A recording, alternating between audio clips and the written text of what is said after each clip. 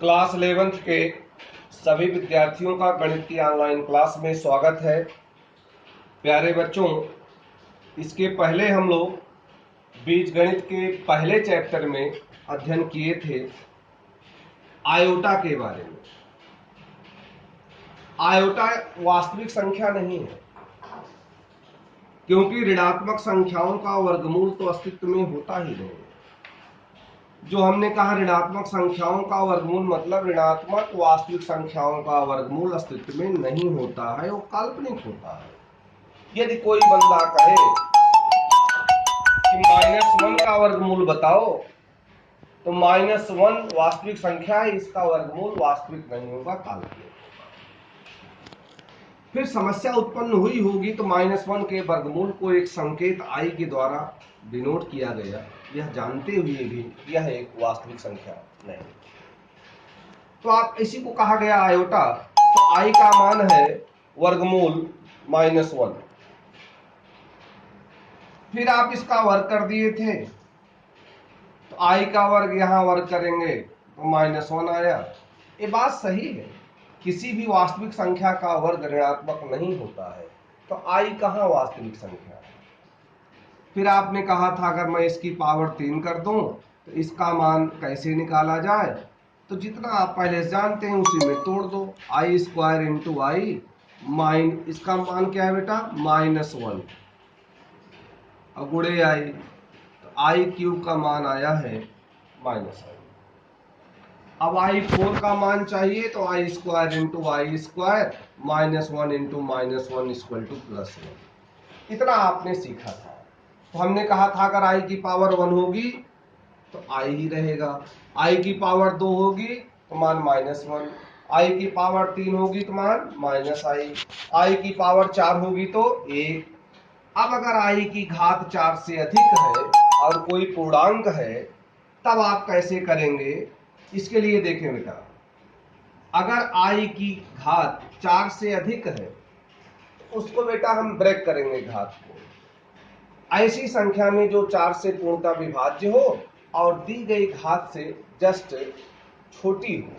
जैसे कोई कहे भाई i की घात 6 का मान बता दो, तो 6 के नियरेस्ट तो 4 से विभाज्य 4 भी है, 8 भी है, लेकिन 4 छोटी है, 8 बड़ी है, तो 4 पर काम चलाएंगे। तो i की पावर 4 और i की घात 2 इसको लिख देंगे। इसका मान हम जानते हैं 1, इसका भी जानते हैं -1। कितना उत्तर आया बेटा, -1।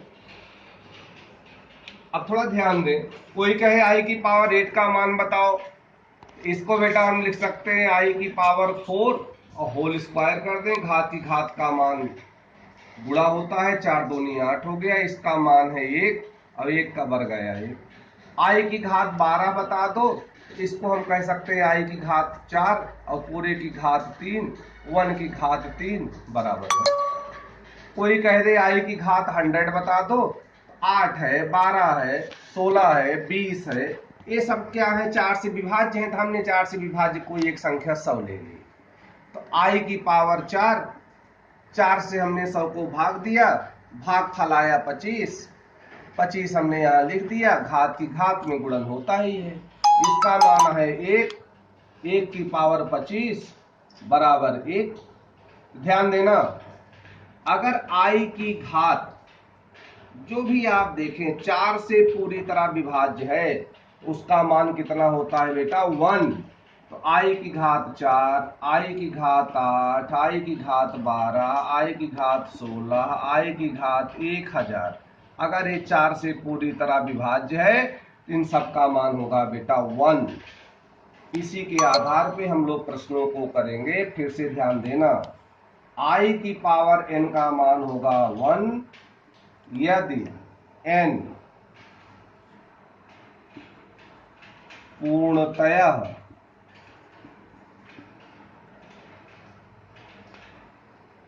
यदि n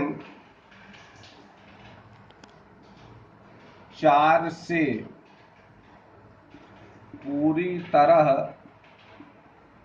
विभाज्य हो, इसी के आधार पे हम लोग बेटा प्रश्नों को करेंगे। आइए एक प्रश्न करते हैं, फिर हम प्रश्नावली के भी प्रश्नों को कर सकते हैं। जैसे कोई कहे भाई आई की पावर 26 का मान बताइए, तो 26 तो यार 4 से कटती नहीं है। 4 से कटने वाली कोई संख्या बताओ जो 26 के आसपास हो, छोटी हो इससे। 24, तो आई की पावर 24 कुछ कम पड़ रहा है, तो गुण एम करके जोड़ते हैं, क्योंकि ए की पावर एम गुणे ए की पावर एन बराबर ए की पावर एम प्लस एन। अब इसका मान आप सीधे भी लिख सकते हैं। क्या लिख सकते हैं बेटा? 1। क्यों लिख सकते हैं 1? क्योंकि यह 24 जो है 4 से विभाज्य है। नहीं तो भाई आप आई की पावर 4 और पूरे की घात 6 कर दें, और इसका मान आप आई स्क्वायर का जानते हैं, तो 1 की पावर 6 माइनस 1, 1 इंटू माइनस 1 बराबर -1। तो जब भी आई की वह घात हमें दिखेगी जो 4 से पूरी तरह विभाज्य है, तो उसकी जगह मैं सीधे लिख दिया करूंगा 1।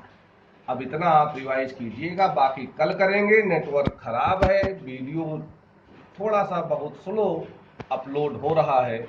Thank you.